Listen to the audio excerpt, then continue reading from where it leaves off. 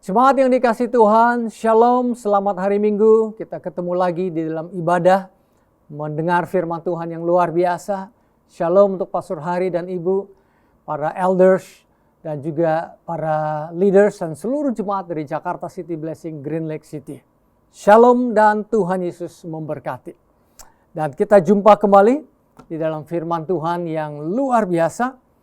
Dan walaupun hari ini secara streaming, tapi saya percaya kita akan ketemu di satu hari yang Tuhan berikan buat kita semua. Saudara, memasuki bulan Agustus, banyak peristiwa yang saya senang. Selain kita diingatkan tentang kemerdekaan Republik Indonesia secara jasmania. Dan juga kita diingatkan akan kemerdekaan hakiki kita, kemerdekaan luar dan dalam. Yaitu kita adalah ciptaan yang baru di dalam Kristus Yesus. Dan juga selama berbulan-bulan bahkan setahunan kita mendengar breaking news yang negatif. Jadi bosan dengarnya, takut dengarnya. Tapi memasuki bulan Agustus ada kabar baik, saudara. Kabar baiknya lewat Olimpik, di mana Indonesia berhasil meraih beberapa medali. Dan salah satunya adalah medali emas dari badminton ganda putri ya, saudara ya. Satu prestasi yang kita appreciate, kita banggakan. Dan lagu Indonesia Raya boleh dikumandangkan. Indonesia tanah airku, tanah tumpah darahku. Aduh, keren lagunya. Di sanalah aku berdiri, cari pandu ibuku. Indonesia kebangsaanku. Itu lagunya semangat sekali. Saya perhatikan tidak banyak lagu-lagu yang semangat. Dan Indonesia adalah salah satu lagu yang semangat luar biasa. Nah, saudara mungkin sudah nonton beberapa permainan di Olimpik. Tetapi yang ini, saudara, mungkin, saya garis bawahi mungkin.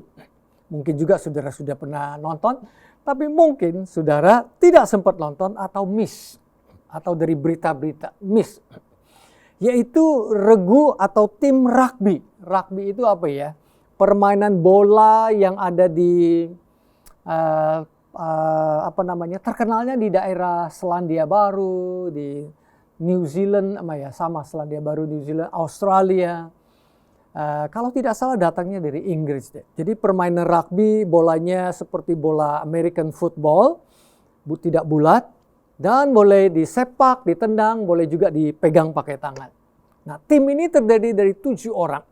Jadi kalau sepak bola berapa orang ya? 12 orang. 11 plus 1 kiper 12 ya. Lupa saya. Ini 7 orang. Nah, yang hebatnya adalah negara Fiji. Nah, saudara mungkin waktu dengar Fiji, di mana itu ya? Jadi kalau misalnya ini Indonesia, ini Australia, Fiji itu jauh masih di daerah Atlantik Selatan. Ya, selatannya dari Laut Atlantik. Nah, itu regu Fiji itu mengalahkan regu New Zealand, Selandia Baru, dan mendapatkan medali emas. Dan back to back. Jadi 2021 Olimpik yang mestinya tahun 2020 ya, karena pandemi dimundurkan ke 2021. Dan juga 2020 dikurangin 4 jadi 2016. Mereka juga menang medali emas. Berarti back to back. 2 kali berturut-turut. Tetapi saudara, yang ingin saya ceritakan bukan kemenangan mereka yang ingin saya ceritakan. Yang ingin saya ceritakan adalah seluruh tim memuji-muji nama Tuhan. Memberikan segala kemuliaannya kepada Tuhan. Dan mengatribut kemenangannya itu sebagai kemenangan dari surga buat mereka. Bahkan mereka nyanyi, saudara. Mereka nyanyi judulnya We Have Overcome. Saya nggak ingat lagunya seperti apa. Kami telah menang. Kami telah menang. Kami telah menang. ... By the blood of the Lamb. Oleh darah anak domba Allah. Dan by the word of God, oleh firman Tuhan. Wow, saya kagum sekali. Jarang ya orang-orang sport, orang-orang yang menang, orang-orang yang juara memberikan kemuliaan kepada Tuhan Yesus. Dan tim ini sadar bahwa kemenangan mereka itu sebenarnya adalah pemberian daripada Tuhan Yesus buat mereka. Saudara, seingat saya olahraga itu adalah olahraga itu fisik. Selain catur itu mungkin lebih kepada otak, strategi. Sport fisik itu walaupun ada strateginya, seperti pingpong, bulu tangkis, rugby, sepak bola, tapi juga banyak hal-hal yang berhubungan dengan fisik. Khususnya rugby udah pasti fisik. Nah, biasanya kalau permainan fisik yang ditekankan adalah bentuk badannya yang besar dong, larinya yang cepat dong, benar nggak? Tinggi badannya dan lain sebagainya. Ya, dan tidak ada hubungan dengan teamwork, kerjasama antara satu pemain dengan pemain yang lain, kelincahan mereka, dan rasanya tidak ada hubungan sama doa, saudara. Ya, lihat saudara, orang-orang yang hebat, selebritis, orang-orang yang juara boxing lah, juara apa, biasanya apa setelah mereka menang? I am the best, aku adalah number one in the world. Jadi di tengah-tengah dunia atlet yang memegahkan diri sendiri, merasa mereka adalah terhebat, they brag, mereka menyombongkan diri. Ada tim yang luar biasa ini, dari negara yang tidak terkenal, tetapi juara back to back, mereka ini memberi kemuliaan bagi Tuhan Yesus. Dan tidak tanggung-tanggung, mereka mengekspresikannya dalam bentuk lagu sehingga didengar oleh banyak orang. We have overcome. Kami telah menang oleh darah anak domba Allah dan oleh firman Tuhan. Saudara, saya sengaja cerita spot ini supaya saudara bisa melihat bahwa iman seseorang itu tidak hanya berlaku di gereja toh. Apa yang saudara dengar di mimbar gereja berlaku untuk kehidupan kita secara rohani dan juga berlaku untuk kehidupan kita di dunia sehari-hari kita. Apakah itu dunia kerja, bisnis, sekolah, olahraga, di seluruh lapisan masyarakat. Itulah sebabnya saya sengaja ambil cerita yang di dunia Olimpik ini supaya saudara dan saya semakin disadarkan bahwa iman yang saudara miliki ini, firman Tuhan yang saudara dengar, it works, bekerja. Tidak hanya di gereja, tetapi di dalam kehidupan saudara sehari-hari. Sehingga kebutuhan saudara sehari-hari dengan mendengarkan firman Tuhan, saudara bisa melihat firman Tuhan itu bekerja di dalam kehidupan saudara sehari-hari. Dengarkan coba saudara apa yang dikatakan dari kapten dari para regu dari Republik Fiji ini. Dia bilang kami tidak punya akses banyak terhadap keuangan yang banyak. Khususnya dibandingkan dengan tim-tim lain yang sudah terkenal, sudah luar biasa. Namun demikian kami sadar ada Tuhan, dia bilang. Tuhan yang menyediakan. Dan kami menaruh iman kami kepada Tuhan kami yang luar biasa ini. Dan iman yang dia berikan kepada kami itu, itulah yang menjadi bonding yang mempersatukan kami. Wow, tim ini menaruh harapan, menaruh iman mereka, iman akan kemenangan regu mereka kepada Tuhan sebagai sumber kemenangan mereka. No wonder, tidak heran. Iman mereka adalah iman yang teguh. Iman mereka tidak kepada besarnya badan mereka. Kita appreciate tentunya. Kita hargai kalau mereka punya badan yang bagus, badan yang besar. Kita hargai kalau mereka punya uang yang banyak. Tuhan tidak anti terhadap semuanya itu. Tetapi mereka sadar bahwa apa yang mereka punyai itu sumbernya berasal dari Tuhan. Sehingga iman mereka tidak mereka taruh kepada kekuatan mereka, kehebatan mereka, network mereka, kecerdasan otak mereka, tetapi kepada Tuhan sebagai sumber kemenangan mereka. Itulah iman yang tangguh, iman yang teguh, percaya yang teguh, luar biasa. Saya diberkati dengan cerita ini, jiwa saya di-refresh, disegarkan oleh cerita-cerita yang luar biasa ini. Saudara, di zaman dahulu kala berapa ribu tahun yang lalu ya, hampir 3.000 tahun yang lalu, ada seorang yang menaruh harapan, menaruh iman dia juga kepada Tuhan.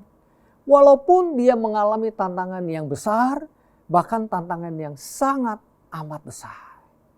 Pertama, dia takut, dia gentar. Tetapi yang saya senang dari cerita yang saya baca ini, walaupun di tengah-tengah tantangan yang besar, dia ingat. Dia ingat siapa Tuhannya dia. Dia ingat janji Tuhan di dalam hidupnya. Dia ingat bahwa ceritanya begini saudara. Namanya Raja Yosafat. Dia dikepung oleh tiga bangsa dengan jumlah pasukan yang jauh lebih besar. Berarti kalau hitung-hitungan kertas, dia pasti kalah. Dan kekalahan daripada bangsanya itu bisa terjadi pembunuhan, bisa terjadi pemerkosaan. Wah, sesuatu yang sangat amat mengerikan. Tetapi Raja Yosafat, walaupun pertama-tama dia gak takut dan gentar, tetapi puji Tuhan, Tuhan mengingatkan dia tentang siapa Tuhan. Dan Tuhan yang dia kenal adalah Tuhan yang memberikan warisan kepada dia. Tuhan yang punya destiny, Tuhan yang memiliki masa depan untuk hidup dia, dan juga masa depan untuk saudara dan untuk saya. Sehingga iman saudara di dalam hidup ini tidak perlu bergantung kepada kekuatan saudara, tapi bergantung kepada kekuatan Tuhan yang dia berikan kepada kita. Sehingga kekuatan kita lahirnya dari Tuhan, kekuatan Tuhan adalah kekuatan kita. Saya bacakan 2 Tawari pasal 20. Apa yang Yosafat lakukan? Bagaimana dia berbicara kepada bangsanya? Bagaimana dia menguatkan bangsanya? Bagaimana dia mengekspresikan imannya kepada Tuhan? Ayat yang kelima, 2 Tawari 20 saudara. Lalu Yosafat berdiri di tengah-tengah jemaah Yehuda dan Yerusalem di rumah Tuhan di muka pelataran yang baru. Ayat yang ke-6. Dan dia berkata, "Ya Allah, Allah nenek moyang kami, bukankah engkau Allah di dalam surga?" Dia acknowledge Tuhan itu ada di posisi yang lebih tinggi. Bukankah engkau memerintah atas segenap kerajaan bangsa? Berarti Tuhan memerintah atas suku-suku atau bangsa-bangsa yang ingin menghancurkan bangsa Israel. Kuasa dan keperkasaan ada di tanganmu, bukan di tangan dari bangsa-bangsa yang ingin menyerang kami. Sehingga tidak ada orang yang dapat bertahan melawan engkau. Ini dia berbicara di depan orang-orang Yehuda. Ayat yang ke-7, ini yang saya juga ingin tekankan kepada saudara. Bukankah engkau Allah kami yang menghalau penduduk tanah ini dari depan umatmu Israel, dan memberikannya kepada keturunan Abraham sahabatmu itu untuk selama-lamanya. Dengan kata lain dia bilang, tanah yang kami miliki ini adalah pemberian dari surga. Adalah warisan daripada Tuhan sendiri. Jadi ini adalah warisan kepunyaan Tuhan yang Tuhan sudah berikan kepada kami. Berarti Yosafat menaruh imannya kepada Tuhan yang telah memberikan destiny, telah memberikan masa depan, telah memberikan inheritance, harta warisan kepada Yosafat. Sehingga dia tidak perlu takut lagi, dia tidak perlu gentar lagi. Imannya menjadi iman yang teguh karena dasar daripada imannya adalah Bapa di surga. Kemudian lewat seorang nabi. Nabi ini kasih penguatan lagi kepada Raja Yosafat. Dia bilang peperangan ini bukan peperangan kamu. Peperangan ini peperangan surga. Kalau peperangan ini peperangan saya, kemungkinan besar saya akan jatuh. Kemungkinan sangat besar saya tidak kuat. Apalagi sudah di atas kertas, jumlah musuh lebih banyak daripada apa yang saya bisa. Tetapi karena peperangan ini adalah peperangan Tuhan, berarti iman saya taruh kepada kemenangan daripada Tuhan Yesus sendiri.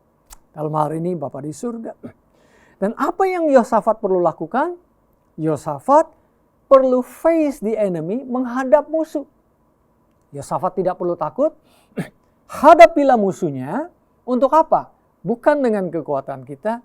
Hadapi musuh dan lihatlah Tuhan akan membawa kemenangan kepada Yosafat. Tadinya saya sempat bingung loh.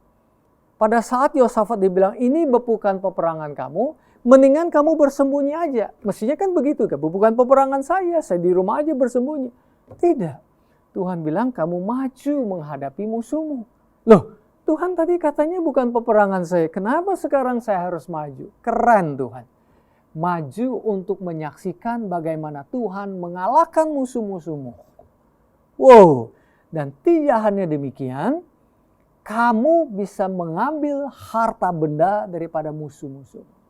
Sehingga di lembah berakah, di lembah barokah, barokah itu berkat, di lembah berkat, apa yang terjadi saudara?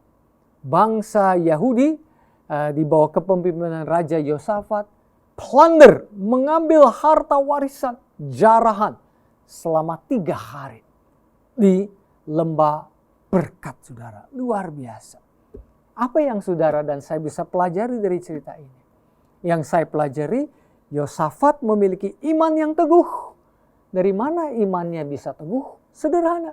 Karena iman dia taruh dan dia sadar bahwa Tuhan sudah punya warisan yang dia harus miliki pada kerajaan yang hari itu dia miliki. Dan itu adalah harta warisan daripada surga. Tidak ada satupun yang bisa mengambilnya, walaupun di atas kertas ada musuh yang jauh lebih banyak jumlahnya. Jadi dari 2 cerita ini saya belajar saudara. Tim Fiji menaruh iman mereka kepada Tuhan yang memberikan kemenangan. Bangsa Yahudi di bawah kepemimpinan Raja Yosafat menaruh iman mereka kepada Tuhan yang telah berjanji memberikan warisan dan destiny masa depan dalam kehidupan Raja Yosafat dan bangsanya. Itulah rahasia iman mereka menjadi iman yang teguh. Saudara, Tuhan Yesus itu di atas muka bumi itu memiliki misi yang luar biasa. Saudara mungkin sudah pernah baca, dan ini salah satu ada di dalam vision statement kita, ada di dalam mission statement kita. Lukas 4 ayat 18, ayat 19, ayat di dalam visi misi daripada Gereja City Blessing. Menurut saudara, apa yang dilakukan Tuhan Yesus gagal atau tidak? Tidak mungkin gagal. Bahkan keberhasilannya bukan 99%, bukan 99,99999999%, tapi 100%. Bahkan melampaui ekspektasi manusia. 120%, 1000%. Nah, saudara, waktu saya bacakan Lukas pasal 4 ini, saya ingin saudara lihat. Kenapa Yesus bisa berhasil di dalam misinya? Karena itu bukan misinya.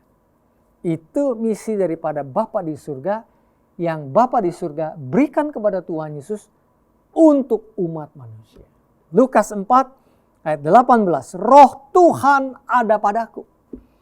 Roh daripada Bapa di surga ada padaku. Itulah rahasianya saudara.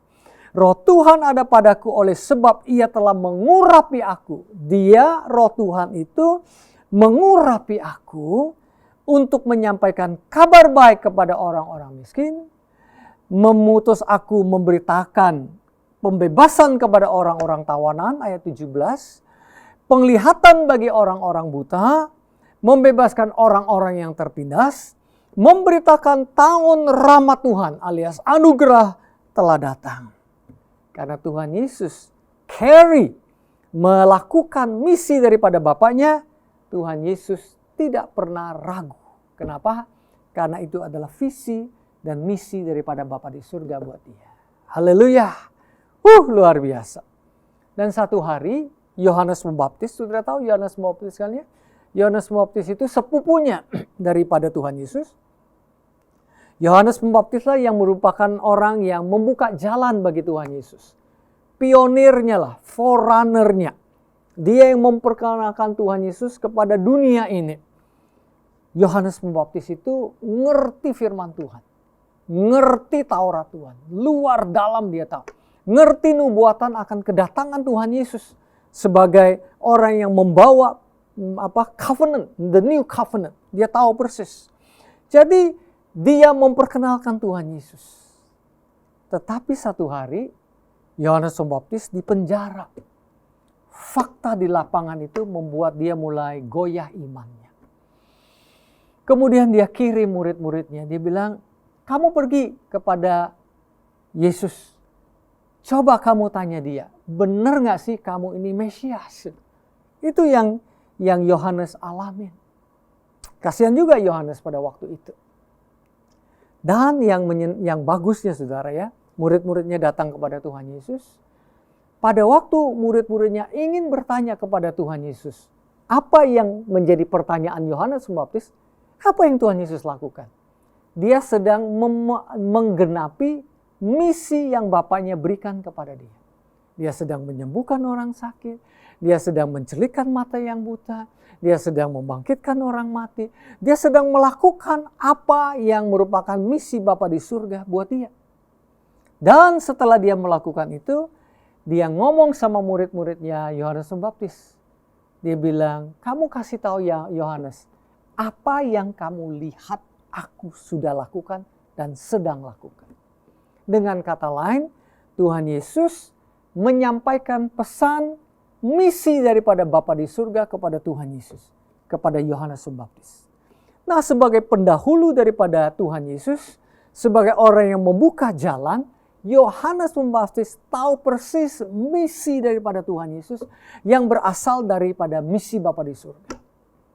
Dan Tuhan Yesus mengingatkan kepada Yohanes Pembaptis supaya imannya kembali menjadi iman yang teguh, karena dia sadar kembali bahwa iman dia, Yohanes Pembaptis, bukan kepada diri dia sendiri, tetapi kepada Bapa di surga yang luar biasa.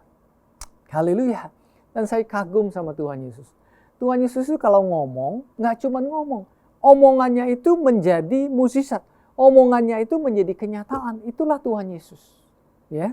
Sehingga ada orang-orang yang gak percaya sama omongan Tuhan Yesus. Mestinya Tuhan Yesus ngomong, gak usah dibuktikan. Karena dia itu adalah firman. Dia itu adalah Tuhan. Tapi ada aja orang yang gak percaya. Orang-orang Farisi, orang-orang Saduki. Ya. Dan Tuhan Yesus membuktikannya dengan perbuatannya juga. Yohanes 14 ayat 11. Percayalah kepadaku bahwa aku di dalam Bapa, Bapa di dalam aku, atau setidak-tidaknya percayalah karena pekerjaan-pekerjaan itu sendiri. Saya mengucap syukur saudara. Pada waktu Tuhan bilang dia mengasihi kita, dia gak cuma ngomong. Dia membuktikan dia mengasihi kita dengan di atas kayu salib. Dia mengorbankan dirinya, mengorbankan tubuhnya, mengorbankan darahnya sampai titik darah yang penghabisan. Dia adalah pahlawan sejati saudara. Kita mengenang para pahlawan yang luar biasa. Pahlawan bangsa Republik Indonesia, sehingga saudara dan saya bisa mengecap kemerdekaan yang luar biasa. Papi mami saya cerita bagaimana hidup di zaman penjajahan itu tidak enak rasanya. Lebih enak hidup di zaman sekarang di mana kita bebas merdeka. Nah saudara, itu adalah jasa para pahlawan. Dan saudara, hari ini kita boleh mengucap syukur kepada para pahlawan yang berjuang sampai mengorbankan nyawanya untuk kemerdekaan. Tapi itu hanya kemerdekaan fisik tok saudara. Belum tentu kemerdekaan jiwa kita. Belum tentu kemerdekaan roh kita saudara. Tetapi Tuhan Yesus adalah pahlawan di atas segala pahlawan, pahlawan sejati, pahlawan yang mengorbankan dirinya mati untuk saudara dan saya dengan pekerjaan dia yang sempurna, dan pahlawan kita ini bangkit dari antara orang mati. Tidak seperti pahlawan-pahlawan yang lain yang setiap tahun kita kenang dan kita lihat kuburannya. Tetapi kuburan Tuhan Yesus adalah kuburan yang kosong. Itulah sebabnya iman kita adalah iman yang teguh. Karena iman kita bukan bersandar kepada kehebatan kita, kekuatan kita, tetapi kepada Tuhan Yesus Kristus. Saudara, saya ketemu dengan teman lama. Dia cerita. Dulu dia cerita dengan bos dari negara mana. Kemudian sekarang dia pindah ke bos dari negara mana lagi. Kemudian dia cerita bosnya itu, walaupun dari negara yang belum mengenal Tuhan, bosnya itu punya prinsip yang luar biasa. Omongannya dia harus di backup, harus dipegang. Jadi ceritanya satu hari dia lagi deal, teman saya lagi deal dengan perusahaan Indonesia yang terkenal seperti perusahaan blue chip company ya. Dia harus deliver 10 katakanlah. Tapi saat ini dia hanya punya 2. Biasa orang akan bilang, oh gampang nanti bisalah kami punyalah stok-stok tertentu. Tetapi bosnya bilang, nggak boleh kamu ngomong, kamu harus jujur. Kita punya 2, harus ngomong 2. Kalau kita tidak bisa penuhi 10, kita harus bilang kita nggak bisa penuhi 10. Terserah kamu mau pakai kita atau mau cari orang lain. Wow, sampai teman saya ini ragu, masa begitu dalam berbisnis? Jangan gitulah bos, pakai bahasa yang diplomatis sedikit. Tapi intinya bosnya bilang, nggak, apa adanya kasih tahu. And kaget teman saya. Pada waktu dia cerita apa adanya, berharap dealnya akan diputuskan. Ternyata tidak, saudara. Ternyata blue chip company itu bilang, belum pernah kami mendengar ada perusahaan yang begitu jujurnya. Kami percaya sama kalian. Kalian ngomong bisa 2, kalian penuh 2. Kalian bisa ngomong 3, kamu penuh 3. Kalian tidak akan miss schedule atau miss yang terlalu jauh. Akhirnya malah saudara, dia mendapatkan proyek dari perusahaan itu. Wow, saya pikir kalau ini perkataan manusia saja. Bos ini ya, saya nggak tahu dia kenal Tuhan apa nggak. Setahu saya belum kenal Tuhan. Dia bisa percaya perkataannya itu berkuasa, jujur di dalam bisnisnya, apalagi firman Tuhan. Pasti tidak mungkin berubah. Pasti tidak mungkin meleset. Oh, luar biasa. Pastor Kong kalau ngomong-ngomong iman, biasanya kan di Ibrani 11, Pastor. Ya, saya tahu. Dan saya juga akan kutip Ibrani 11. Ya, saudara ya. Dan ini bagus sekali Ibrani 11. Ibrani 11 ayat 11, saudara. Jadi gampang diingat. 11 ayat 11. Ini cerita tentang nenek moyang kita. Ibu leluhur kita. Ibu Sarah. Iman saya ambil dari TPT Translation ya, saudara ya. Nah, ini salah satu translation yang saya suka belakangan ini. Masing-masing translation ada plus minusnya. Dan saya memang ingin baca berbagai translation supaya membuka wawasan saya. Jadi hari ini saya ambil dari TPT Translation. Iman Sarah memeluk erat kuasa mukjizat untuk mengandung walaupun dia mandul dan sudah melewati usia untuk melahirkan anak. Jadi iman Sarah ini iman yang tidak pasif, iman yang aktif, iman yang memeluk janji Tuhan.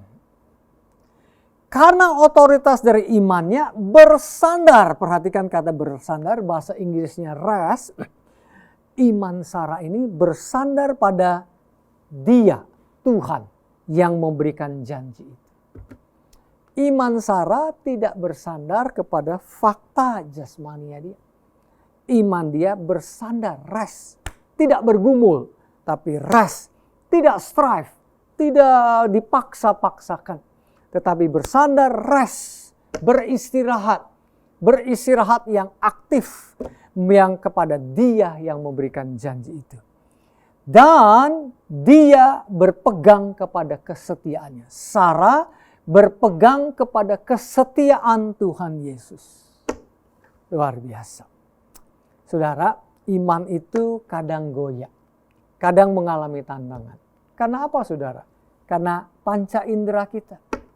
Karena apa yang kita lihat, apa yang kita dengar, apa yang kita cium, apa yang kita rasakan. Iman kita kadang goyah karena fakta hidup yang berbeda dengan fakta firman Tuhan. Yairus, seorang ayah punya anak umur 12 tahun. Anaknya sudah sakit, udah hampir mati. Tapi dia tahu Tuhan Yesus bisa nolong dia. Dia datang kepada Tuhan Yesus minta tolong.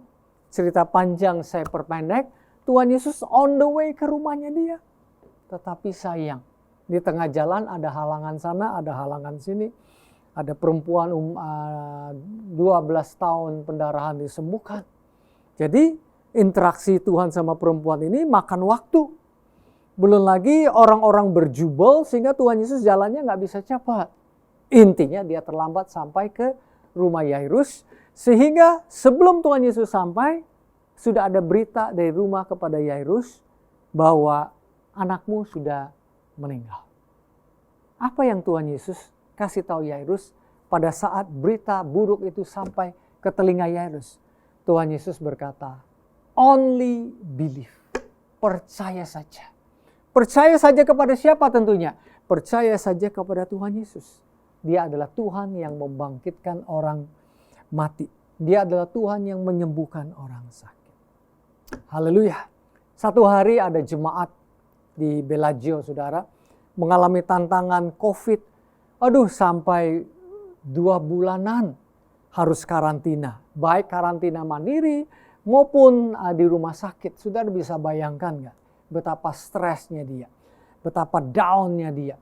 Ya, tes PCR itu beberapa kali, 4 kali masih positif. Yang kelima kali baru negatif. Ceritanya aja nggak enak dengernya, saudara ya. Apalagi kalau dia mengalami. Satu hari dia cerita kepada saya, dia hampir give up, menyerahlah. Sudah mau pesen sesuatu kepada anggota keluarganya. Tapi entah bagaimana dia mendengarkan firman Tuhan. Ada firman Tuhan dari gereja dalam bentuk audio, dalam bentuk nyanyian, dalam bentuk berbagai macam.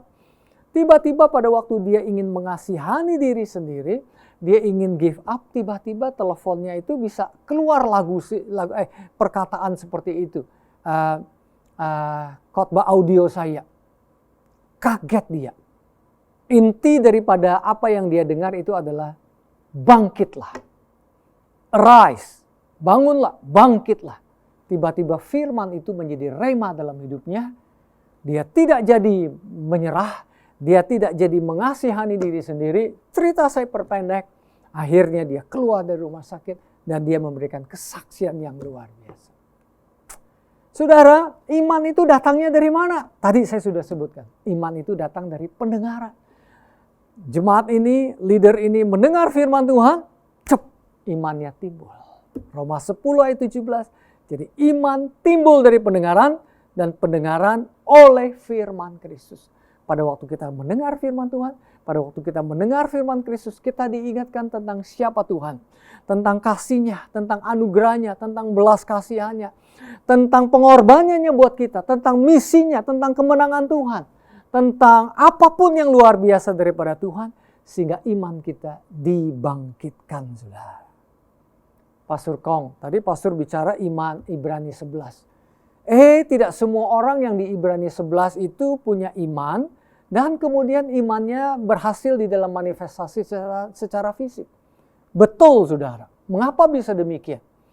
Malah, saudara, orang-orang di Ibrani 11 itu, imannya luar biasa. Laut dibelah, apalagi ya, mulut singa ditutup, yang mati dibangkitkan, yang sakit disembuhkan, itu luar biasa imannya. Tetapi sebagian daripada mereka lebih menaruh iman mereka kepada pribadi daripada kepada hasil. Hasil itu nggak salah dan bagus, saudara ya. Jangan juga kita membuang hasil. Tapi yang saya ingin ceritakan adalah bahwa pahlawan-pahlawan iman di situ, mereka lebih menaruh iman mereka kepada Tuhan Yesusnya daripada kepada berkat. Bahkan sebagian mereka, waktu mereka dianiaya, mereka tidak menolak. Bahkan seperti Musa, dia bisa loh menjadi orang yang hebat sebagai anaknya daripada putri Firaun. Dia malah melepaskan titelnya seperti itu. Melepaskan warisan kerajaannya. Dia meninggalkan semua itu karena dia melihat Allah, melihat Tuhan. Walaupun tidak kelihatan secara mata fisik, imannya bisa melihat kepada dia. Luar biasa. Dengan kata lain, iman itu bukan pada objek, tapi iman itu kepada subjek. Itulah iman yang teguh. Saya tutup dengan Ibrani ayat pasal 12 ayat 2. Tuhan Yesus adalah author, pemula. Tuhan Yesus adalah finisher, pengakhir daripada iman kita. Tuhan Yesus adalah alfa daripada iman kita. Tuhan Yesus adalah omega dari iman kita. Dari awal sampai akhir, iman kita itu ada di dalam Kristus Yesus. Itulah iman yang teguh. Selama Yesus kuat, iman saudara kuat. Selama Yesus teguh, iman saudara teguh. Selama Yesus bisa membuat mukjizat, iman saudara bisa membuat mukjizat. Selama Tuhan Yesus melakukan pekerjaan yang luar biasa, kita boleh menaruh iman kita kepada Tuhan yang luar biasa. Kembali lagi kepada tim Fiji, saudara. Pada satu saat mungkin 10 tahun dari sekarang, 20 tahun dari sekarang, mungkin mereka udah jelas mereka sudah tua. Mereka juga harus pass the baton kepada generasi yang lain dong ya. Mereka kan tidak mungkin menang terus, tapi saya yakin iman mereka bukan kepada medali emas mereka. Karena satu hari mereka tidak akan dapat medali emas karena tua atau karena sudah tidak main lagi.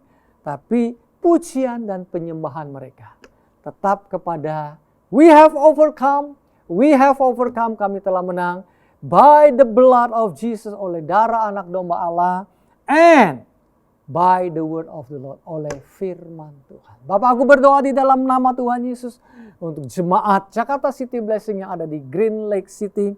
Kami mengucap syukur Engkau memberikan pewahyuan ya Tuhan.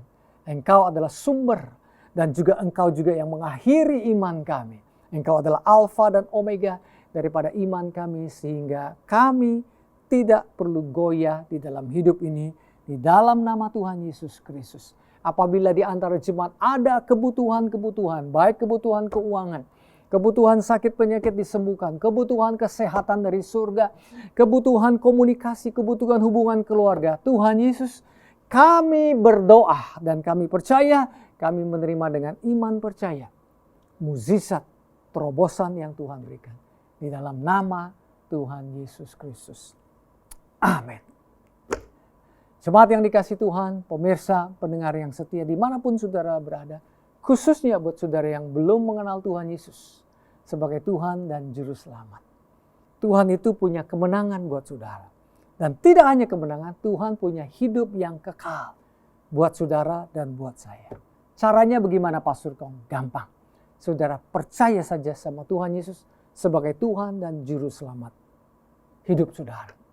Ikutin doa saya kalau saudara mau. Katakan Tuhan Yesus. Ya, katakan Tuhan Yesus. Hari ini aku membuka hatiku. Aku percaya kepada Engkau sebagai Tuhanku. Katakan sebagai Tuhanku dan sebagai Juru Selamatku yang mengampuni segala dosa-dosaku. Terima kasih Tuhan.